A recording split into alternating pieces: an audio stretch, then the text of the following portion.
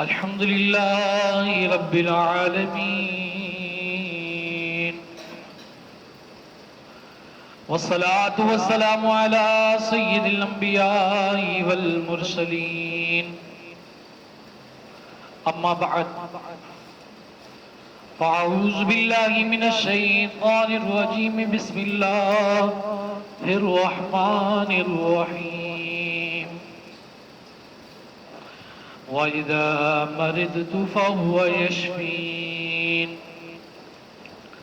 صدق اللہ مولانا العظیم وبلغنا رسوله النبی الکریم الامین، ونحن على ذلك لمن الشاکرین والشاکرین. قال اللہ تبارک وتعالی فی شان محبوبہ الکریم: ان اللہ وملائکتہ یصلون علی النبی یا ایھا الذین آمنوا صلوا علیہ وسلموا تسلیما. اللہم صل علی سیدنا ومولانا محمد طب القلوب ودوائها وعافیت الابدان وشفائها ونور الابصار وضیائها وعلى آلہ وصحبہ وبارک وسلم وصلوا علیہ صلاة وسلام علیک یا سیدی یا مکی یا مدنی یا عربی یا قرشی یا حاشمی یا مطلبی یا مولائی یا ملجائی یا حبیبی یا طبیبی یا رسول اللہ.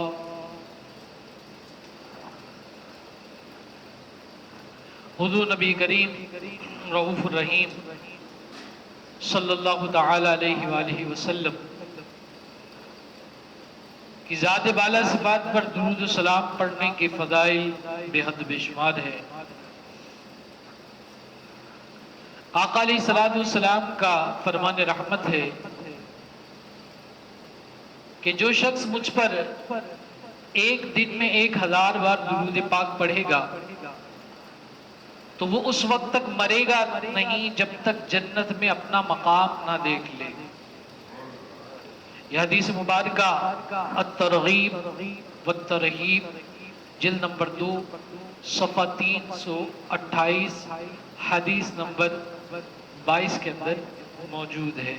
ایک مرتبہ حضور برکت کے لیے درود شریف پڑھ لیجئے. صلو علی الحبیب.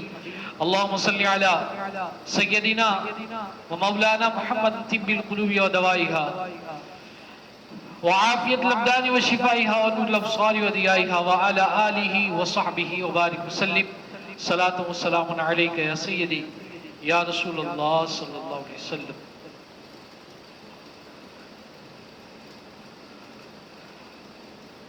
اللہ تبارک و تعالی تمام کائنات کی مخلوقات کو پیدا کرنے والا ہے، اور اللہ تبارک و تعالی ہی ہر بیماری سے شفا یابی دینے والا ہے. یہ ہمارا اعتقاد اور یقین ہے، اور یہی یقین ہونا چاہیے کہ اس کائنات کے اندر شافی جو ذات ہے وہ اللہ تبارک و تعالی ہی کی ذات ہے، اور اللہ تبارک و تعالی ہی حقیقت میں شافی الامراض ہے، یعنی بیماریوں سے شفا دینے والا ہے. سبھی جانتے ہیں کہ بعض اوقات بڑے بڑے ماہر طبیب بہتر سے بہترین دوائیں دیتے ہیں، لیکن اس کے باوجود ان کی دی ہوئی دوا سے مریض ٹھیک ہونے کے بجائے مزید اس کی طبیعت خراب ہوتی جاتی ہے، اور آخر اس کے مرض میں اضافہ ہوتا ہے، اور بالآخر وہ مریض دم توڑ دیتا ہے. مسلم شریف کی حدیث میں ہے کہ اللہ کے حبیب صلی اللہ تعالی علیہ وآلہ وسلم کا فرمان صحت نشان ہے کہ ہر بیماری کی دوا ہے جب دوا بیماری تک پہنچا دی جاتی ہے تو اللہ کے حکم سے مریض اچھا ہو جاتا ہے۔ یہ حدیث مبارکہ صحیح مسلم کی ہے، حدیث نمبر 2204 اور صفحہ نمبر 1210 پر یہ حدیث مبارکہ موجود ہے۔ اسی طرح اکثر لوگوں کو کہتے ہوئے سنا جاتا ہے کہ اس کو ایسا مرض لاحق ہوا ہے کہ اس کا کوئی علاج نہیں، حالانکہ کوئی مرض لا علاج نہیں ہوتا۔ اس حدیث پاک سے ڈاکٹروں کے اس قول کی بھی تردید ہو گئی کہ کینسر یا فلاں بیماری لا علاج ہے۔ یقیناً بڑھاپے اور موت کے سوا کوئی ایسی بیماری ہی نہیں جس کی دوا نہ ہو۔ ہاں یہ بات الگ ہے کہ کئی امراض کا علاج اطباء یعنی طبیب یعنی ڈاکٹر اب تک دریافت نہیں کر پائے۔ اگر وہ دریافت کر پائیں تو ان کے لیے وہ مرض لا علاج نہ ہو۔ لا علاج اسی لیے ہے کہ ان کے علم میں ابھی اس کا علاج نہیں آیا، لیکن اللہ تبارک و تعالیٰ کے علم حقیقی کے اندر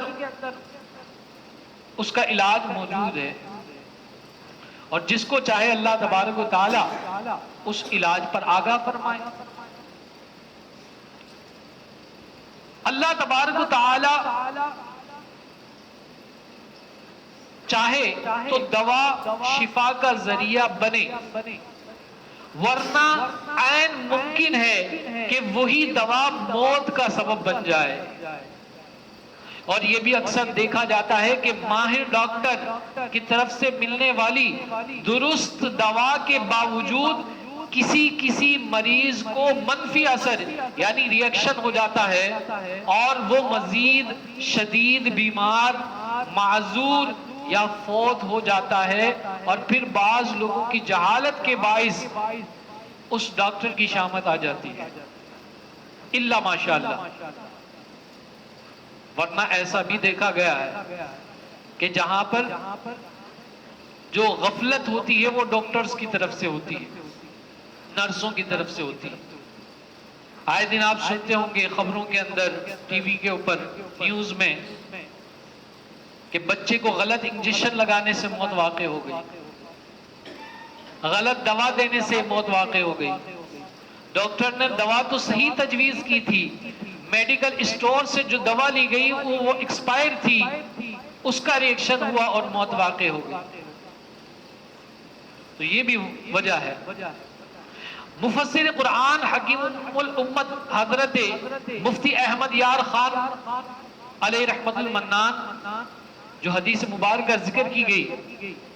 اس حدیث پاک کے حوالے سے فرماتے ہیں، وہ حدیث دوبارہ میں بتا دیتا ہوں۔ کیا ہے حدیث؟ مسلم شریف کی حدیث ہے کہ اللہ کے حبیب صلی اللہ تعالی علیہ وآلہ وسلم کا فرمان صحت نشان ہے کہ ہر بیماری کی دوا ہے،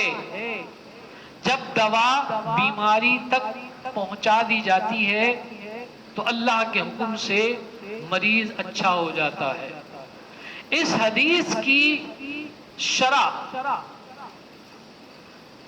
مرآت شرح مشکات جلد نمبر 6 صفحہ 214 پر صاحب مرقات رحمت اللہ تعالی علیہ کے حوالے سے فرماتے ہیں، نقل فرماتے ہیں کہ جب اللہ تبارک و تعالی کسی مریض کی شفا نہیں چاہتا تو دوا اور مرض کے درمیان ایک فرشتے کے ذریعے آڑ کر دیتا ہے، جس کی وجہ سے دوا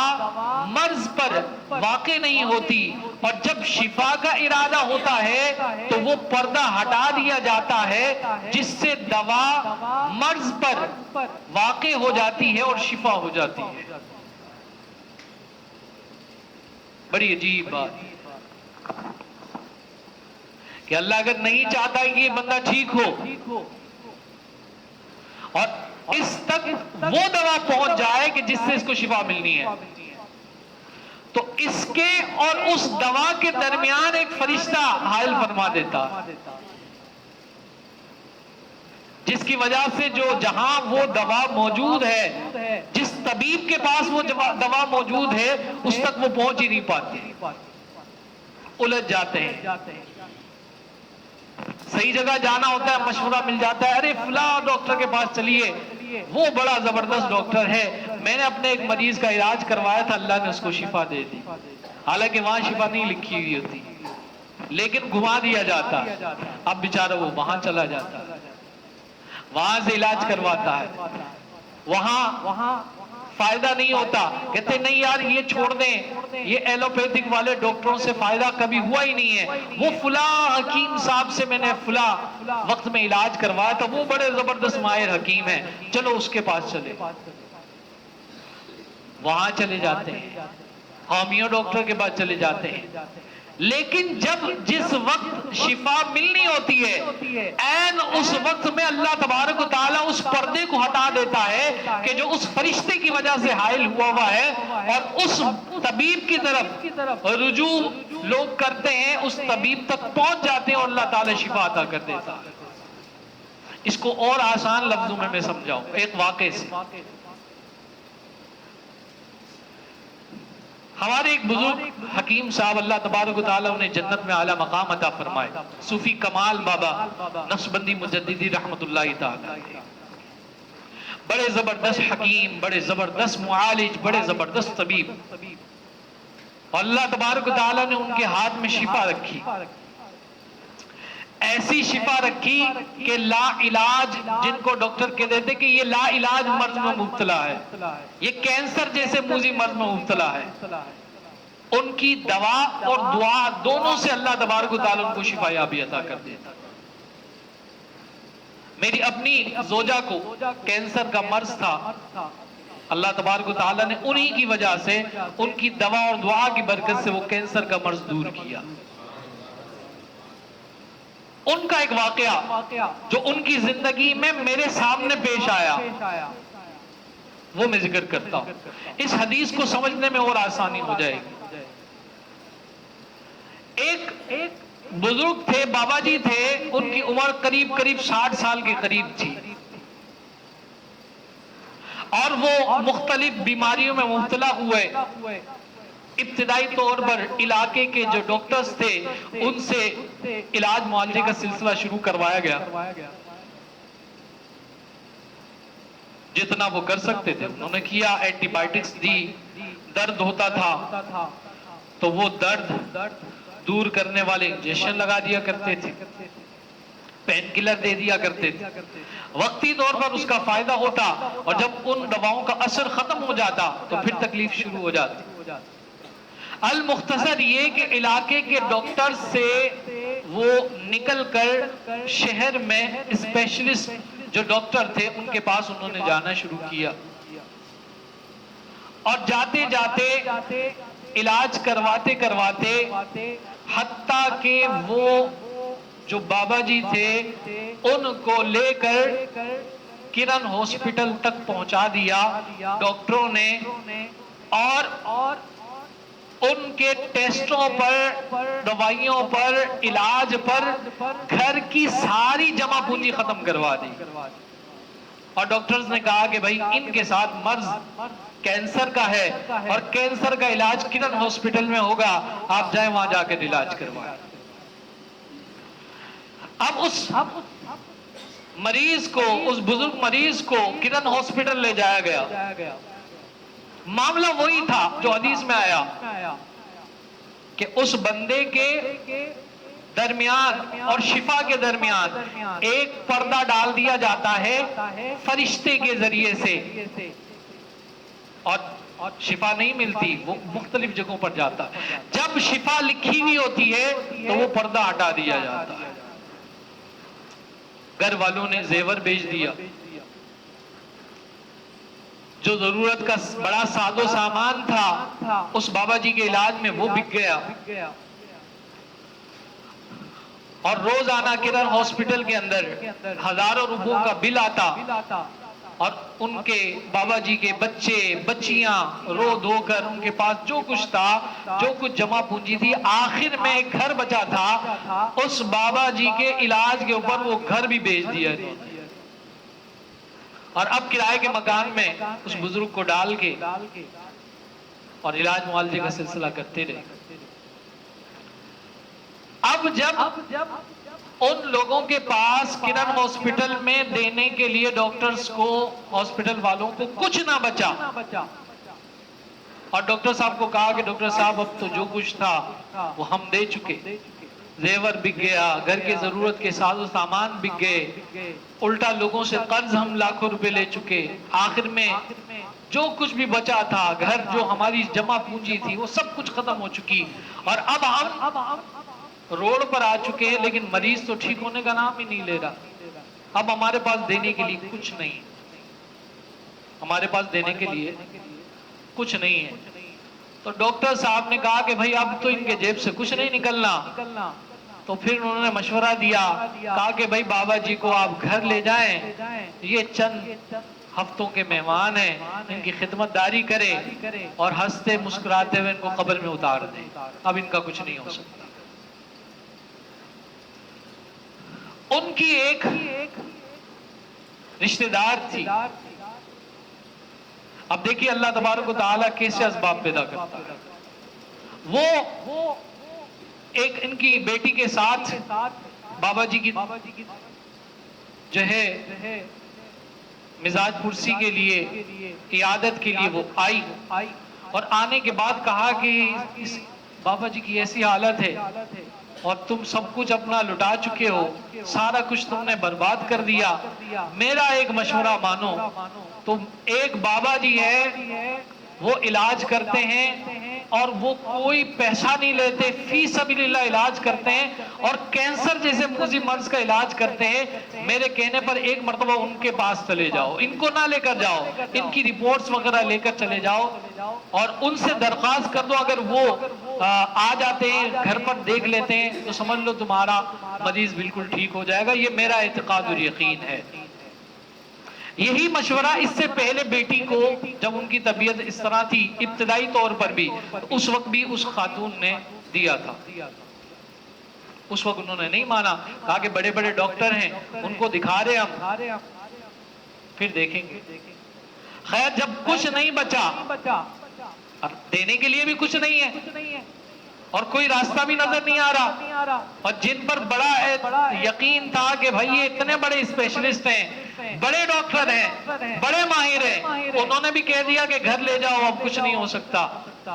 اور بس تیاری کرو کفن دفن کی۔ تو اب مایوس ہو کر انہوں نے رجوع کیا بابا جی کمال بابا حکیم کمال بابا نقشبندی مجددی رحمت اللہ تعالی علیہ کی طرف، اور اس خاتون کے ساتھ بیٹے کے ساتھ بیٹی کے ساتھ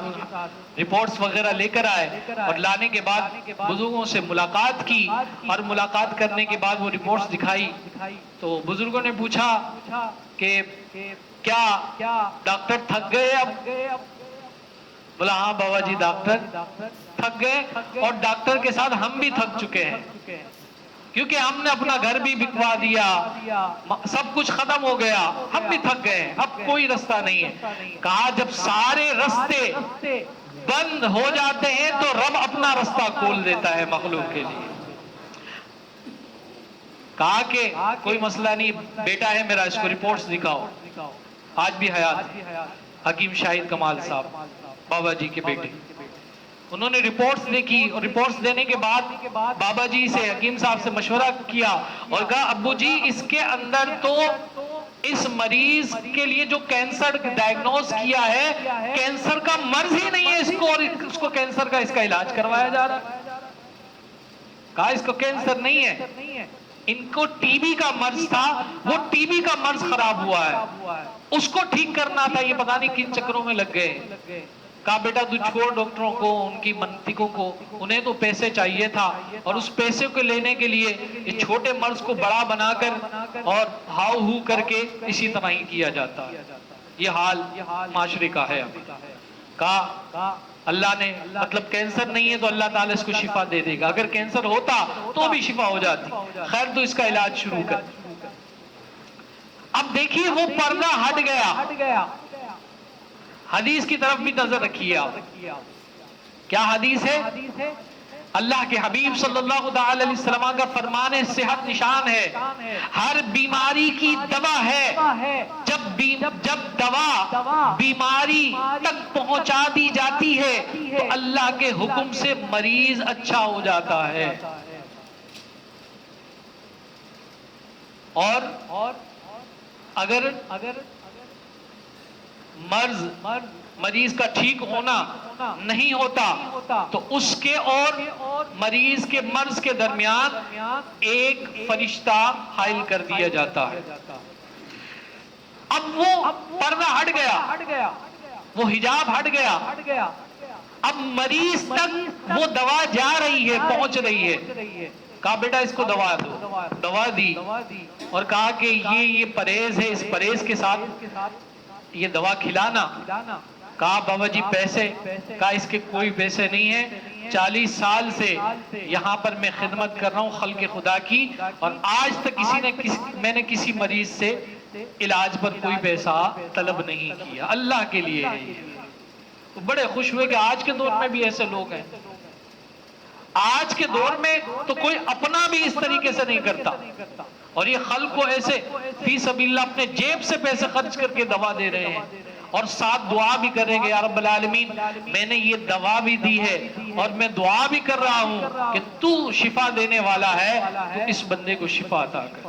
وہ دوا دی اور انہوں نے کھانا شروع کر دیا۔ تقریباً 15 دن تک وہ بابا جی کو دوا کھلانا شروع کی۔ ان کے بیٹے نے ایک وزٹ کیا گھر پر، بابا جی کو بالمشافہ بھی دیکھا،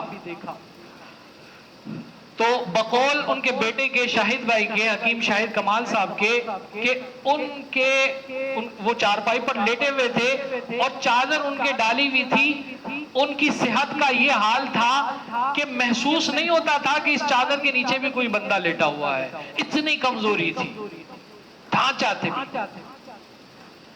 15 دن کے بعد ان کی بہو، بیٹی اور بیٹا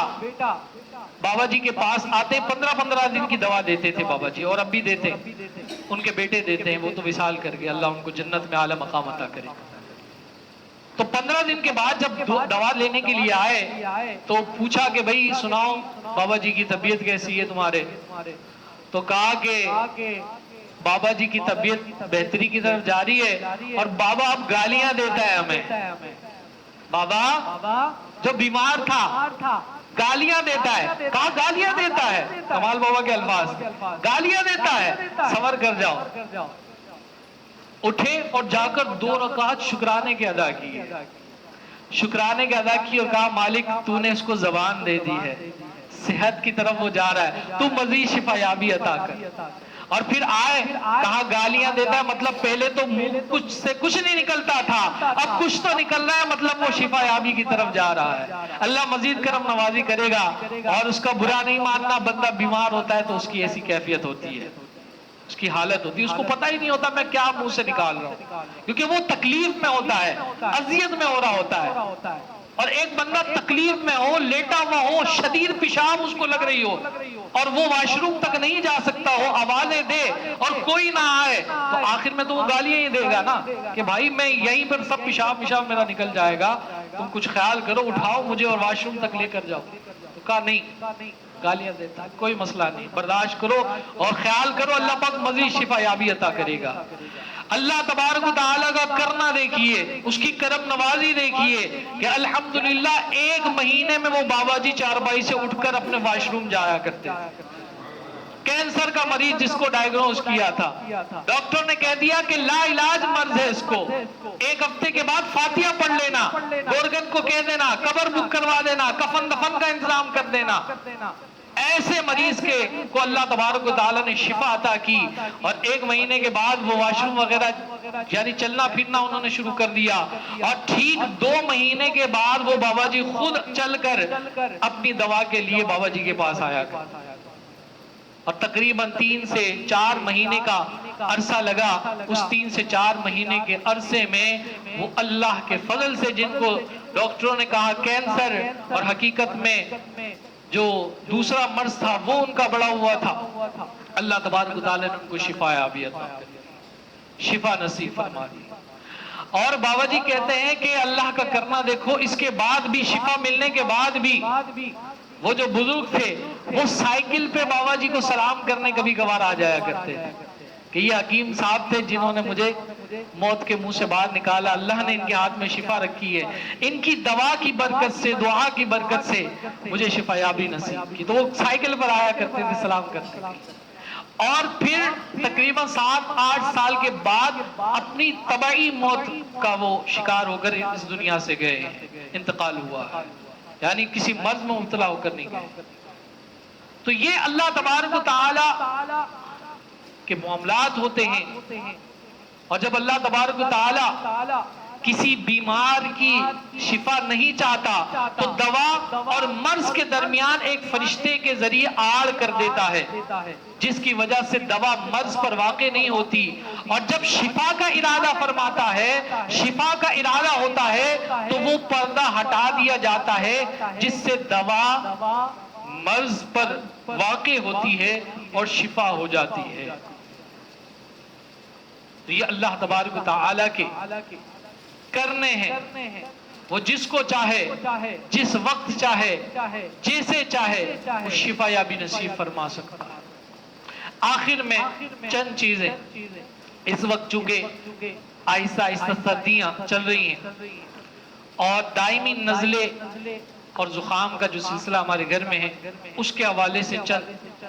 ٹوٹکے اور نسخے اس کو سماعت کر لیجیے۔ نمبر 1، 30 دن تک روزانہ ناشتے کے 2 گھنٹے کے بعد مچھلی کا تیل، COD لیور آئل یہ کہلاتا ہے، یہ آدھی چمچ پئیں، اور سردیوں میں رات کو بھی مزید آدھی چمچ استعمال کر سکتے ہیں۔ اس آئل کے استعمال سے، اس کو مچھلی کا تیل بھی کہا جاتا ہے، آدھی چمچ، اس آئل کے استعمال سے انشاءاللہ دائمی نزلہ اور زکام جو ہے اس سے شفا یابی ہو جاتی ہے۔ نمبر 2،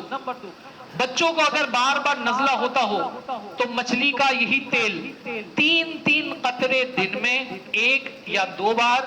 یہ 30 دن تک پلائیں تو انشاءاللہ یہ پوری سردی ان کی بڑی سکون سے گزرے گی۔ زیادہ نہیں، صرف 3 قطرے، 3 بوند یہ پلائیں۔ اور بچوں کے لیے خوشبودار مچھلی کا جو تیل ہے یہ میڈیکل اسٹور سے عام طور پر مل جاتا ہے۔ اسی طرح نمبر 3، روزانہ رات مٹھی بھر بھنے ہوئے چنے چھلکے سمیت کھانا، اور پھر 1 گھنٹے تک پانی یا چائے وغیرہ کوئی بھی مشروب نہ پینا، یہ بھی دائمی نزلے اور زکام کے لیے بہترین ہے۔